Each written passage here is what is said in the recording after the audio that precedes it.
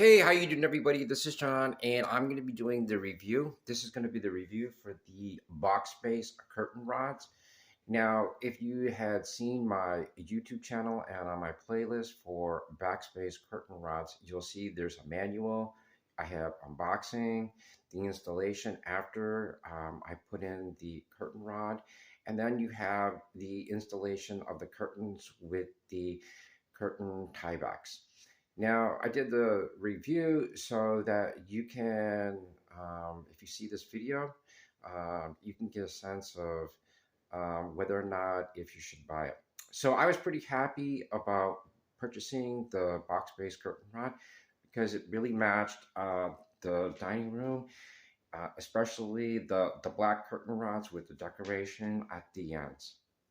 Um, the package that the curtain rods came in when I did the unboxing, everything showed up from the company when I ordered it online. So I was happy with that.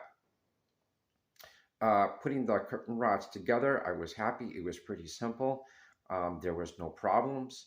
And the manual that came with the curtain rod for the installation was pretty simple and direct. So I would definitely give it a plus.